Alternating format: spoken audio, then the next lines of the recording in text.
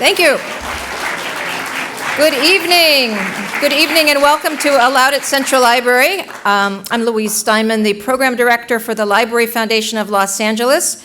And tonight, philosopher and cultural critic Slavoj Žižek, author of God in Pain, Inversions of Apocalypse, subjects the three major faith-based religions to a respectful but ruthless critical examination in conversation with God's own biographer, Jack Miles. So we think it's a great matchup. We're sorry that Boris Gunievich was able to join us tonight, but as planned, but I can assure you it's going to be a very lively evening nonetheless. Philosopher, provocateur, and cultural critic Slavoj Žižek is internationally recognized for his work on psychoanalysis. He grew up in the former Yugoslavia, well located, as he's noted, to see what was going on and well inoculated to resist any illusions about the East or the West. He teaches at the European Graduate School and has been a visiting professor at the University of Paris, Columbia, and Princeton, among other institutions. He's the founder and president of the Society for Theoretic Psychoanalysis in Ljubljana, Slovenia, and has now written more than 50 books and had his work translated into 20 languages.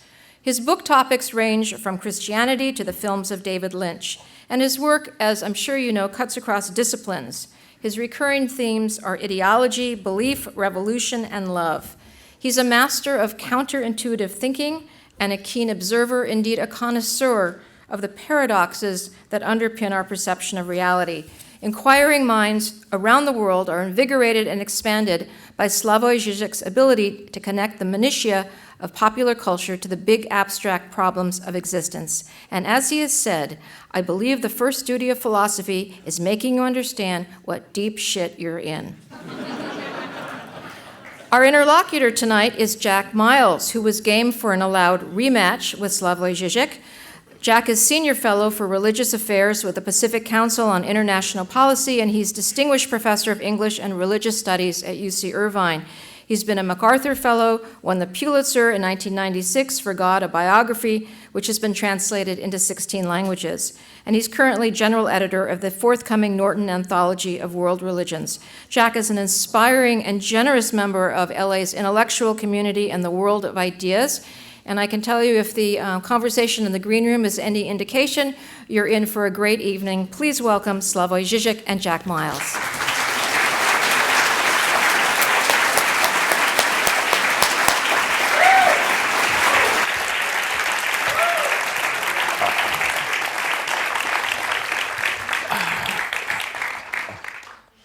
Good evening, everybody, and welcome. It's a pleasure to be with you again. This evening, we're going to be talking about Slavoj Žižek's new book, God in Pain, Inversions of Apocalypse. Let me begin with the subtitle. What is an inversion of apocalypse? Apocalypse is a proclamation that the world is about to end. So an inversion of apocalypse must be then, in some sense, a proclamation that the world is about to begin. And if it is God invulnerable, God immutable, omnipotent, eternal, who is most associated with the world ending, then perhaps there is a connection between God in pain and the world about to begin. That's a topic that we will find our way around to during the course of the evening. I thought that I might begin drawing a kind of line from the very beginning of my book, God, a Biography, to the subject matter of this book. That book begins, of course, with the beginning of the Tanakh, the Hebrew Scriptures, where God creates the world rather as a host might prepare a home for entertaining a distinguished guest. And who is that distinguished guest? The distinguished guest is the human species. It is the first couple, the man and the woman. And what is God's motive for creating humankind? It is because he wants an image of himself. He decides to create this pair in his own image and likeness. And why does anyone want an image? Why do you look in the mirror? You look in the mirror because you want to see yourself. You have your portrait drawn because you want to look at it. So in what way Slavoj. His mind is spinning, is racing here. I mean, I can kind of feel the vibrations. In what way is God in pain the fulfillment of God's wish? Is Jesus Christ on the cross the fulfillment of God's wish to see himself?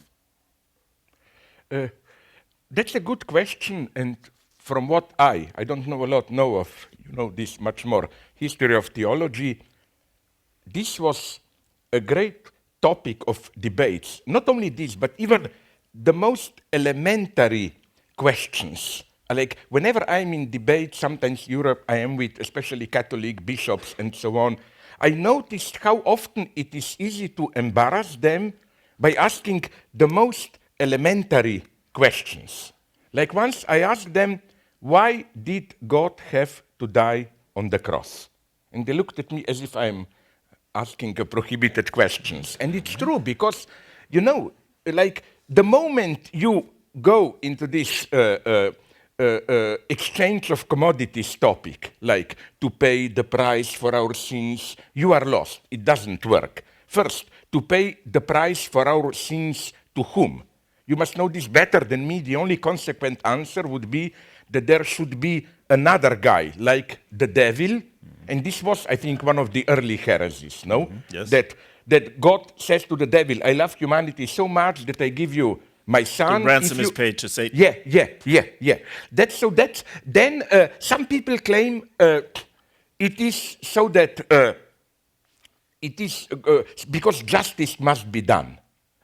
We are in paganism here, which means as if there is even above God. This is typical, I think, pre-Christian idea that God is not really the top. There is some kind of a cosmic destiny, justice, to which even God has to be subordinated. Then the worst answer for me is because if God were just to pardon us without this spectacle of death on the cross, then we wouldn't be grateful to God. But wait a minute, God becomes here a disgusting narcissist who really wants to be loved, and, it's like PR of God. Let's do a nice spectacle so that, the most obscene answer here for me is that of Nicolas Malebranche, who says that God created humanity. He goes even further from this mirror image. He says God wanted to be admired. He even goes as far as to say that without Jesus Christ's sacrifice, we wouldn't all be lost, but we would all be redeemed automatically. Malebranche says directly, God threw us all into sin so that he could save some of us, to show gratitude. So we have here clearly what we call a perverse God. So, you know what I mean? What I mean by this, I'm not just, I hope, losing our precious time. What I want to say is this is not an argument against Christianity, but quite of the contrary. It makes my point, which I think at least at some level consonates, if I may also use like you this terminology from our youth hippie era. We have a positive vibrations here with what you said, that there is something that is a little bit impenetrable even today. Something tremendous happens in the very focus of Christian experience, which is then covered up with the usual dogma and so on and so on. Which is why I love, maybe you know the anecdote, historical one. When Napoleon was crowned emperor by the Pope, you know what happened, that's the legend. A Pope approached him with the crown, Napoleon took the crown and put it himself on his head. And then, that's the story, Pope told Napoleon something wonderful. He told him, I know what you want to do. You want to ruin the church. Let me tell you, you will fail. Because we, Catholic institution, are trying to do this to ruin Christianity for 2,000 years. We didn't succeed, so you will not.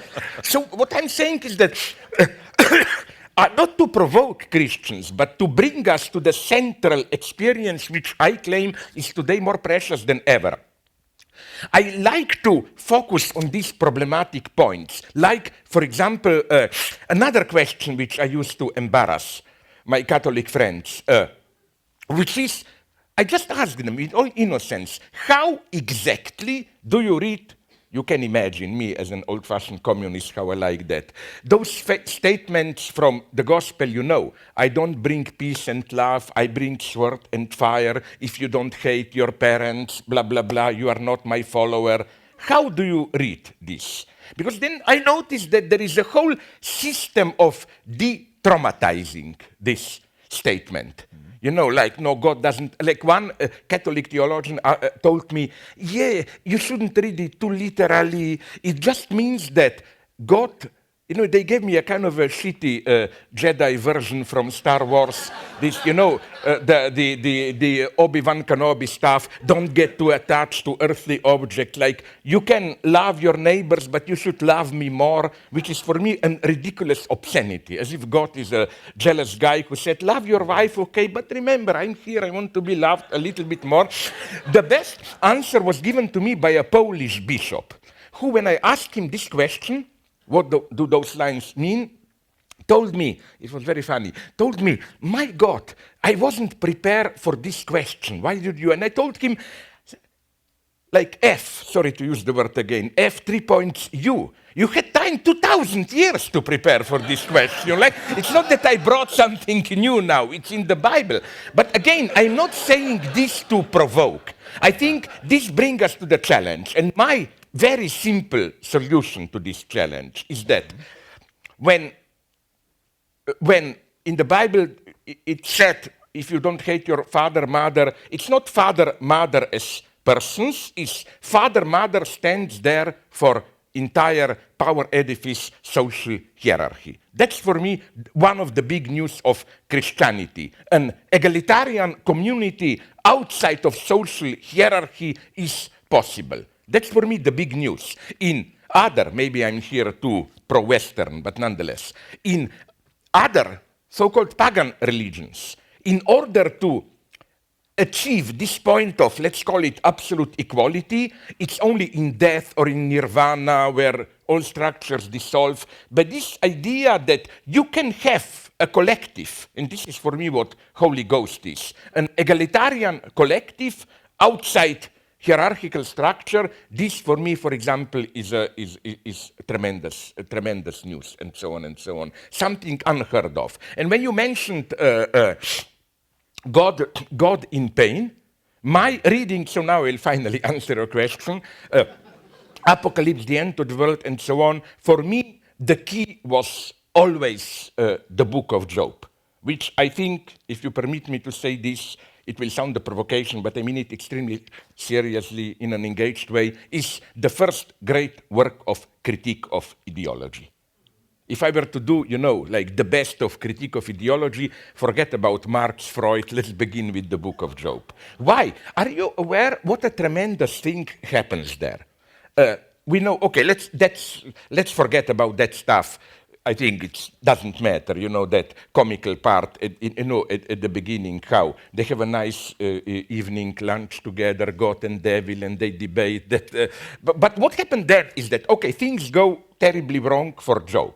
And then ideology enters. The 3 or 4 theological friends come, remember, and each of them tries to convince Job that there is a deeper meaning to his suffering. The point is not that he's guilty or not. The point is that, you know, the first one says, even if you think you did nothing wrong, God is just, so you must have done something wrong without knowing it. The other guy says, God is just testing you, blah, blah. And I think the greatness of Job is that he doesn't say, I'm innocent. He just insists, no, all these catastrophes that fell on me have no meaning. And then occurs the first miracle.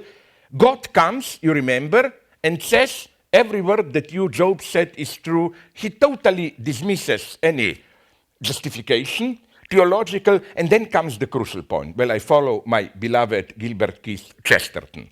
Then, nonetheless, Job asks God, okay, but I put it in popular term, but let's cut the crap. Nonetheless, why did all this happen to me? Then, for me, I wonder how you would react to it. I'm here on Chesterton's side. It's the big enigma. That answer by God, you know, where were you when I was creating these, that, monsters, is usually read as an extreme arrogance of God emphasizing the infinite gap that separates us from God's total perspective. Like, who are you, a tiny piece of shit, even knowing that? Chesterton does something which is for me so shockingly simple but profound.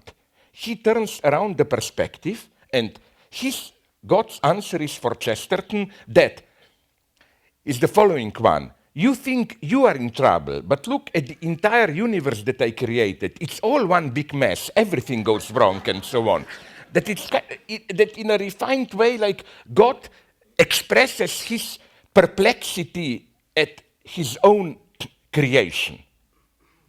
I think that this is maybe an incredible ethical revolution, because this is already the first step out of this traditional pagan view where justice means you should be at your own place, do your particular duty, and so on and so on. You know, this withdrawal, which then, I think, culminates in the death of Christ. What dies on the cross for me? Not a messenger of God. It's not that God is up there, he sends his son, okay, sorry guys, you screwed it up now, maybe in 1,000 years, another Messiah. As Hegel says, what dies on the cross is God of beyond himself. It's precisely God as that transcendent power which somehow secretly pulls the strings. This is, I think, the secret of Christianity, that precisely God no longer can be conceived as, you know, we are in shit, we don't know what's going on, but we can be assured that there is nonetheless an old guy up there who secretly pulls the strings and so on and so on. This God abdicates. I think that something tremendous happens in Christianity, because remember, after the death of Christ, we don't get back to the Father. What we get is Holy Spirit. Holy Spirit is the egalitarian community bound by love. You know what Christ says when he's asked, how will we recognize if you are here? When there is love between the two of you, I am there. It's just the immanence of an emancipatory collective. This was the deepest insight of even good conservative theologians, like Paul Claudel, definitely not a communist, no, said something very profound. He said the deepest lesson of Christianity is not we can trust God, but God can't do anything without us. God has to trust us. So for me, again, this is a tremendously important message of freedom. Again, as my beloved Chesterton said, it's not Chesterton said, in all other religions you have atheists, people who don't believe in God. But Chesterton's reading of those famous Eli, Eli, lama sabachthani, Father, why have you forsaken me, is that only in Christianity, and for him this is crucial, God himself becomes for a moment an atheist. And this is so tremendously important for me. I think far from this fashionable idea that the Christian era, you know, all that Aquarius bullshit is over and we are entering a new era. Yes, we are, but I don't like this new era. It's neo-paganism and so on. I claim that today precisely we should stick to this tremendous, explosive impact. We are still not ready to confront it of what Christianity is truly telling us, which is why I like to say paradoxically that to be an atheist, but don't be afraid, not in the Richard Dawkins, Christopher Hitchens sense, but this authentic atheism in the sense of experiencing the radical absence of any transcendent guarantee. And in this sense, for me, Stalinist communists or some Darwinists are not atheists. You know, they always have some higher figure of necessity and so on.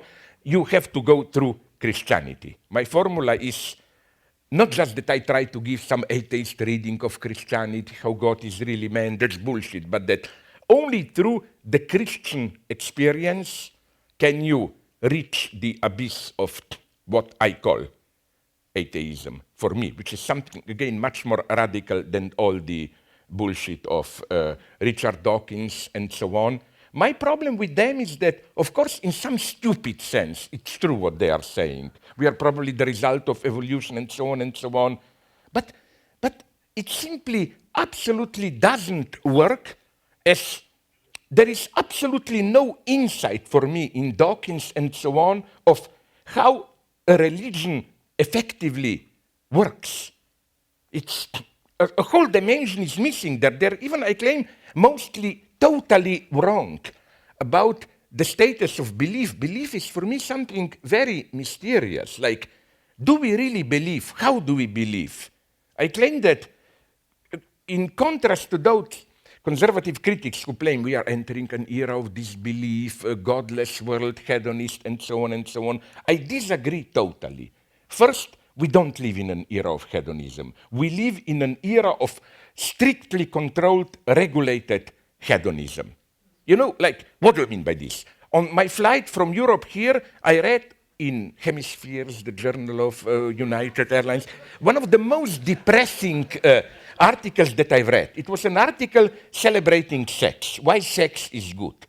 But it describes it in these pragmatic terms. They say a good orgasm helps heart working, blood circulation is good, kissing fortifies your lips and so on, whatever good, I don't know. This is how. Yes, sex, but healthy sex. Yes, drink, but beer without alcohol, whatever. The only true hedonists today are those who take drugs and especially, for some strange reason, those who smoke. And which is why, to avoid a misunderstanding, I don't smoke. And I agree, we should screw the companies. But nonetheless, there is something deeply symptomatic in how we, in this obsession with the danger of smoking. Like, I had a wonderful experience in Chicago half a year ago. In front of a hotel, I was waiting for a friend to pick me up, and there was a distinguished old black gentleman there smoking. And he told me, of course, with a little bit of irony, but nonetheless, there was a bitter truth in it. He told me that he's from the South, and when he was very young, he still remembers racism, how he was oppressed at black. And then he said, but it's not as bad as now being oppressed for smoking, Because just think about in Hollywood, who is smoking today? Mostly terrorists who are afraid to blow themselves up and so on. This is the truth of our hedonism. As to belief, it's not true. We believe more than ever. We just invented something absolutely breathtaking. That beliefs, in order to function, to operate, don't have to be first-person beliefs. You can literally believe through others. You know the formula of parents, like, we are atheists, but not to disappoint our children, we pretend to believe, the Santa Claus story, You ask a parent, do you believe in Santa Claus? Yet, are you stupid? Of course not. I buy the presents, but I pretend it for my children. Then you ask the children, do you believe? They said, no, we pretended not to disappoint our parents and together. Like, what's my point here? You have a belief which is nobody's belief. No one believes in the first person, but it fully functions as a social belief. Here, and now I will stop, I will not go the full Fidel Castro way of talking for 7 hours. Here, you did a mega contribution. By you, I mean United States, especially you here, Hollywood. Your greatest contribution to 20th century world culture, I would claim, is, sorry, my old joke, canned laughter, Are you aware what a strange phenomenon this is? You return in the evening home. You open up a stupid show like Friends, Cheers, and you are too tired to laugh. You just look. And the TV set laughs for you. It works, at least with me. Afterwards, I feel relieved as if I was laughing. So much about primitive people. We claim, because we have traditional examples of this, like, the Buddhist prayer wheels. You write a prayer, you put it there, you turn around the wheel and you can think about pornography, whatever. In reality, you are praying. We are the same. This is canned laughter. And I claim that beliefs function in a strictly homologous way. What we need is not a belief in first person. We need to believe that there is someone who believes, even if that someone is purely hypothetical. So for me, the truly Christian gesture, now I'm approaching the end, is precisely to abandon this objectified belief. Like, let me give you, now I conclude, an example of what I mean. And I hope you will agree that it would make the movie much better. Probably we all know Roberto Benigni's film, I don't like it, La Vita è Bella, Life is Beautiful.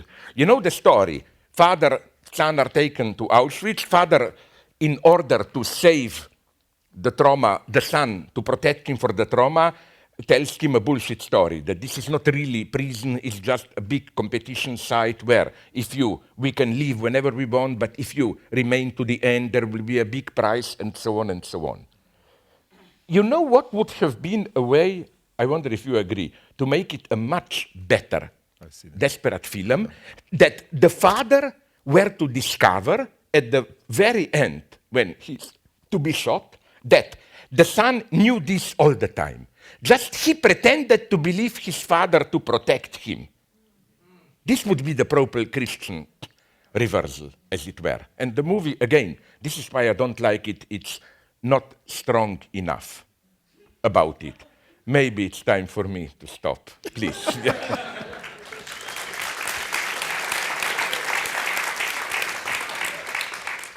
Well, that was very good for a warm-up. In other words, but where is the beef? Will you have to deliver something when you will stop bullshitting? I got the message. Okay. No, you did actually get round to answering the question that I began with, but I'm going to digress for just a moment with a reminiscence. When I first moved to California in 1978, I was attending a dinner party. And a woman I didn't know, I had never met before, came up to me toward the end of the party and she said, "I trust you. You're a trustworthy person." And she went on to say that she and her husband had decided to leave Southern California. They didn't like it that there were so many Mexicans here. And they were going to go to Tasmania and begin a new life in Tasmania. Tasmania, south of Australia. Yeah, south of Australia, right.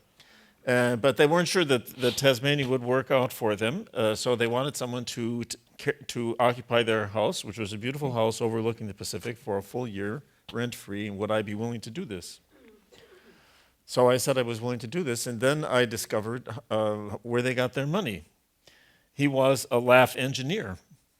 You mean for this canned laughter and yes. so on? Yeah. He traveled all over the country with very sophisticated recording equipment. And he would record the laughter of little girls on a picnic. He would record the laughter of men in a sex club. He would record polite laughter in church or at a graduation. Every age. He also had ethnic divisions. Laughter in a black restaurant. Everything was a little bit different. And he gave me some demonstrations. He had it all carefully worked out. And then it would go from titters, to chuckles, to guffaws, to, how it starts. Sometimes one person gives a little laugh and then it spreads. And then he also had ways of having the laughter rise and then die down. But then it started up again. It was very seriously engineered. And his office looked like an airplane cockpit. It was full of all those controls. Can you connect this would really intrigue me, to the two previous facts, that they disliked Mexicans and that they trusted you? Do you see a link here?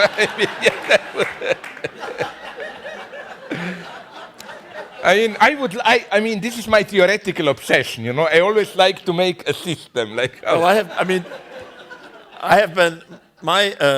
have been taken in the course of my lifetime for Russian, for Polish, for Armenian. Once an Arab guy came up to me in Jerusalem and said to me, "I saw your friend, I knew immediately he was an American. I saw you, I knew right away you were an Armenian. But I've never been taken for Mexican."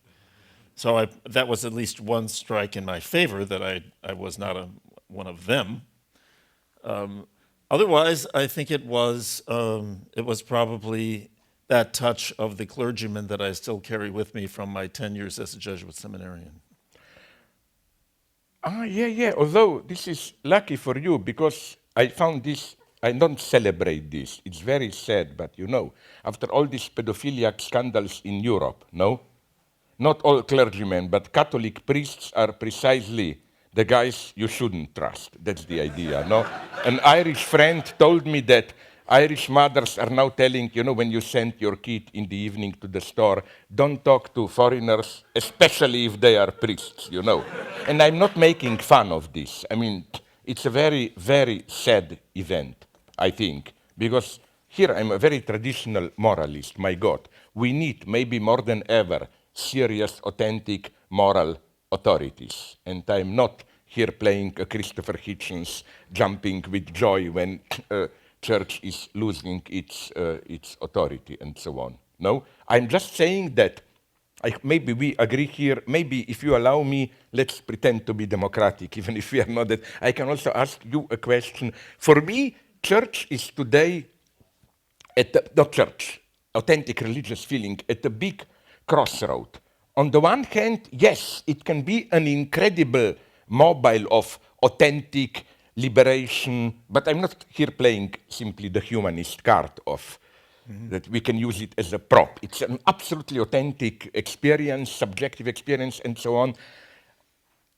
At the same time, it can be, as we can see, terribly misused. I violently agree with, again, this Richard Dawkins brand, but one of the partisans of this aggressive atheism, I think it was Steven Weinberg, said something which, unfortunately, it makes me sad, has just an element, not more, of truth. When he said that without religion, good people would be doing good things, bad people, bad things. But you need something like a religion to make good people do bad things. Unfortunately, there is an element of truth in it. In what sense? Listen, I will be very simplistic here. We all are, I hope so, just at least most of us, relatively decent people. Like, sorry to be personal, if somebody were to tell me now, here you have a knife, pick out this guy's eyes and out, I would find, sorry to tell you, some problems with it, no? So, I'm relieved. yeah, so we do need some strong mythopoetic structure, religion, nationalist myth, as it were, to serve as a screen and to convince us that the horrors we are doing can be transubstantiated into a higher, deeper meaning, whatever. Which is why I think it's enough for philosophy to be blamed. We philosophers are blamed for everything, Plato, the first totalitarian, whatever. Why not start also with poetry? It's not an accident that the leader of Bosnian Serbs, Radovan Karadzic, was a poet. I claim to provoke you the formula, no ethnic cleansing without poetry, or something like poetry. No, I love authentic poets. What I'm saying is that you must be, as it were, desensitized in some sense to be able to do horrors like rapes, ethnic cleansing, and so on. And I claim that it's precisely this kind of ethnic founding, mythic, community founding poetry or sacred text religions which can also do the job. And for example, it's not only we in the primitive Balkans. You remember it was over 10 years ago, Rwanda massacre. Mm-hmm. I asked friends, yes, there is now there a great poet who for 20 years was laying the foundations for the slaughter that happened, and so on and so on. So this is for me the mega dilemma today. I mean, how to find the way here. Because, for me, the message of Christianity is precisely the opposite of this need for transcendence. What's the usual explanation of fundamentalisms today? That people are afraid of freedom, they this opening, so they lack firm values, so they take refuge in old structures. No, as I'm writing for 15 years, I think this is only part of the truth. There is also the opposite truth, I was taught it when I visited Belgrade incognito in early 90s and met some people who were probably ethnic cleansers. And, they gave me almost the lesson of a lifetime. They told me, for me, they told me, modern world is not a world with too much freedom, but it's too oppressive. Like you have to follow rules all the way down, you know. Like he told me frankly, I cannot speak dirty, it's politically incorrect. I cannot even beat my wife, and so on and so on.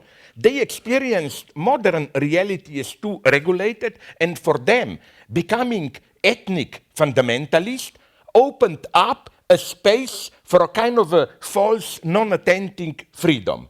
Sorry, yes. So, like, you know, I'm doing work on behalf of my nation, everything is permitted, okay, let's rape, let's kill, whatever you want. Which is why I think Jacques Lacan, my psychoanalytic master figure, was right when he turned around Dostoevsky's famous, if there is no God, then everything is permitted. No. If there is God, but in a non-authentic, fundamentalist way, where you pretend to be an instrument of God, then everything is permitted to you. So, again, things are here much more complex. Arthur Koestler said that the altruism of the individual was the egoism of the group. Yeah. And vox populi, vox dei, if God is substituted by the people, then you can do anything in the name of the people, and that was that ethnicity that you just related to can operate even where you have a multi-ethnic state. You can do things in the name of democracy that you would never permit yourself as a decent individual. That's what you were talking about. Yeah. But also, what I find interesting here is nonetheless that with people, it gets a little bit more complex, but I agree with you, namely, in what sense? You know, people are never just people.